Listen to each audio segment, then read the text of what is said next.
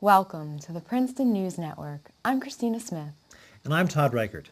These are the highlights of the Princeton events calendar for Thursday and Friday, November 29th and 30th, 2007. This newscast is sponsored by HG Media, producers of marketing communications that inform, entertain, engage, and inspire. On Thursday, November 29th, you have the chance to spend an evening with Mark Twain. Alan Kitty is Mark Twain in a program that presents Twain's views on America in the first decade of the 21st century. Kitty has appeared as Twain in film and stage over the past 25 years and has been developing this new work over the past 2. Presented in the Princeton Public Library, 65 Witherspoon Street, in the second floor fireplace area starting at 7 p.m., and it's free. Princeton University's student-run theater company, Theater on Team, present Thornton Wilder's The Skin of Our Teeth, running Thursdays to Saturdays through December 8th. Wilder puts global climatic crisis and shameless anachronism on stage in this humorous, heart-wrenching, and strikingly relevant classic American play. Presented in the Hamilton Murray Theater on the Princeton University campus, showtime is 8 p.m. with an additional matinee on December 8th at 2 p.m. Tickets are $12.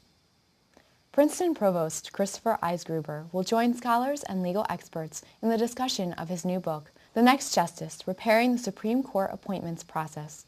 Eisgruber argues that the current process, long on partisan rancor and short on serious discussion, should focus on a key question about the court's role.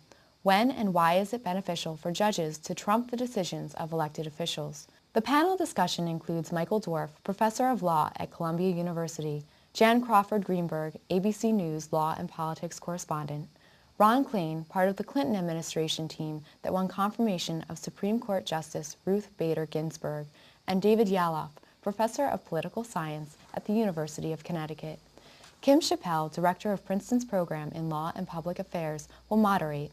The discussion is Thursday at 4:30 p.m. in Dodds Auditorium, Robertson Hall, on the Princeton University campus. Admission is free. Also on Thursday, the DNR Greenway Land Trust has invited Princeton University Professor of Ecology and Evolutionary Biology, Martin Wikelski, to present a program about the migratory patterns of birds entitled Migratory Corridors, the Bird's Key Pathways. Wikelski's lab has followed the migration of thrushes and dragonflies and investigates the physiological mechanisms that underlie animal behavior. At the Johnson Education Center, 1 Preservation Place, located off Rosedale Road, halfway between Princeton and Lawrenceville. Light refreshments precede the free presentation, which begins at 7 p.m. On Friday, November 30th, Paul Moravec, composer and current artist in residence at the Institute for Advanced Study, presents A Composer's World Today. Moravec has composed over 90 orchestral, chamber, choral, lyric, film, and electroacoustic compositions, and his music has been described by the San Francisco Chronicle as tuneful and ebullient and wonderfully energetic, and by NPR as riveting and fascinating.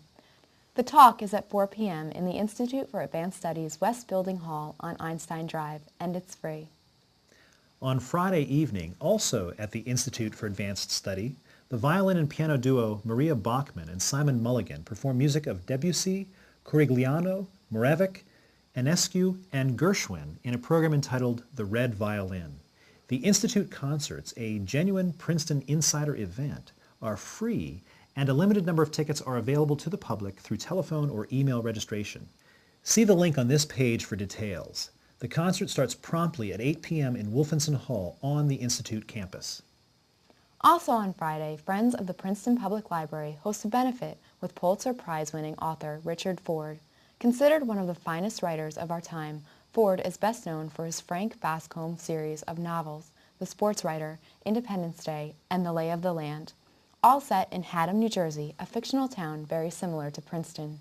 Independence Day was the first novel ever to win both the Pulitzer Prize and the P.N. Faulkner Award for Fiction. A frequent contributor to the New York Times and the New Yorker, Ford's other honors include the Award for Merit in the Novel of the American Academy of Arts and Letters and the P.N. Malamud Award for Excellence in the Short Story. His novels and stories have been translated into 23 languages. Starting at 6 p.m. in the Nassau Presbyterian Church at 61 Nassau Street, tickets for this event, proceeds of which benefit the library, are $25 for the talk, $15 for students and seniors. And finally, visit Small World Coffee at 14 Witherspoon Street on Friday to view and buy unique handmade book arts, photography, wearable art, textile arts and accessories, mixed media and jewelry presented by Collage, a collective of area women artists.